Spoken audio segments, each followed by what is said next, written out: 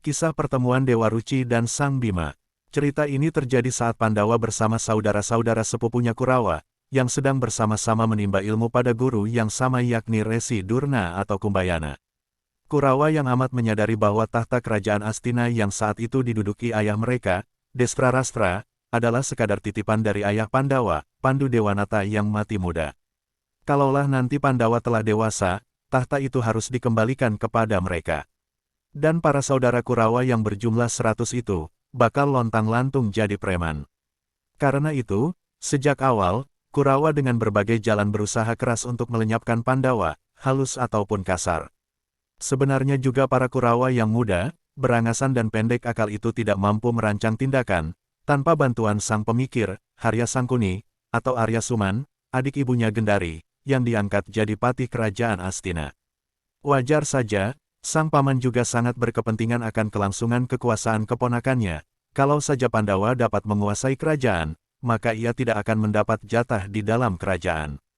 Dengan akal jenius, Patih Sangkuni berhasil membujuk Resi Durna untuk membantu program Kurawa itu. Melenyapkan Pandawa, sasaran utamanya adalah Raden Urekudara alias Arya Bimasena dan Raden Janaka alias Harjuna, dua orang Pandawa yang kesaktiannya menyundul langit itu. Kalau Bima dan Arjuna sudah tersingkirkan, maka yang lainnya akan dianggap remeh saja. Untuk saat ini, skala prioritasnya adalah Sang Bimasena, yang punya posisi strategis di Pandawa, sebagai palang pintu. Sang Bima yang memang sudah menyelesaikan sesi latihan ragawinya kemudian diutus Sang Guru Resi Durna untuk mencari Tirta Prawitasari, air kehidupan, guna menyucikan batinnya demi kesempurnaan hidupnya. Tirta itu harus dicari di hutan Tibaksara di Gunung Reksamuka. Ketika menghadap ibunya, Dewi Kunti, saudara-saudaranya yang lain mengingatkan bahwa mungkin ini hanya jebakan Sangkuni karena hutan itu sudah terkenal sebagai alas Gung Liwang Liwung, Sato Mara, Sato Mati, hutan raya tak tertembus, makhluk yang mencoba masuk 99,99% akan mati. Tapi Bima berambisius, perintah guru tidak mungkin ditolaknya meskipun karena itu dia harus menyerahkan jiwanya.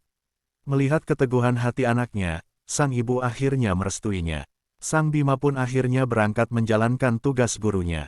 Seluruh hutan sudah dijelajahinya, tapi yang dicari tak ada, malah membangunkan dua raksasa penunggu hutan Rukmuka dan Rukmakala yang lagi enak-enak tidur. Perkelahian segera terjadi dan dua raksasa itu terbunuh oleh Sang Bima.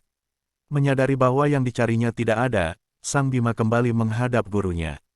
Gurunya yang semula kaget, mengapa Sang Bima bisa keluar hidup-hidup dari hutan Tibaksara itu, lalu menyuruh untuk melakukan yang lebih sulit. Tirta Prawitasari itu harus dicari di kedalaman lautan. Tanpa banyak bertanya apalagi meragukan perintah sang guru, Sang Bimasena pun langsung berangkat.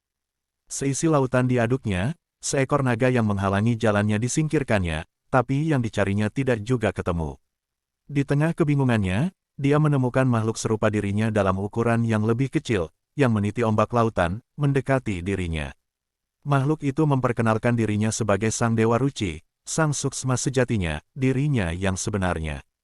Pembicaraan inilah yang menjadi inti cerita ini. Singkat cerita akhirnya Sang Bimasena masuk ke dalam wadak Sang Dewa Ruci melalui kuping kirinya, dan mendapat penjelasan tentang hidup sejatinya. Untuk mendapatkan inti pengetahuan sejati, Tirta Prawitasari, Sang Bima harus menempuh ujian fisik dan mental sangat berat, hutan Tibaksara, tajamnya cipta, Gunung Reksamuka, pemahaman mendalam. Sang Bimasena tidak akan mampu menuntaskannya tanpa membunuh raksasa Rukmaka, Kamukten, kekayaan, dan Rukmakala, kemuliaan. Tanpa mengendalikan nafsu dunianya dalam batas maksimum. Perjalanannya menyelam ke dasar laut diartikan dengan Samodra Pangaksami, pengampunan. Membunuh naga yang mengganggu jalannya simbol dari melenyapkan kejahatan dan keburukan diri. Pertemuannya dengan Sang Dewa Ruci melambangkan bertemunya Sang Wadak dengan Sang Suksma sejati. Masuknya Wadak Bima ke dalam Dewa Ruci dan menerima wahyu sejati bisa diartikan dengan manunggaling kawula Gusti, bersatunya jati diri manusia yang terdalam dengan penciptanya. Kemanunggalan ini mampu menjadikan manusia untuk melihat hidupnya yang sejati.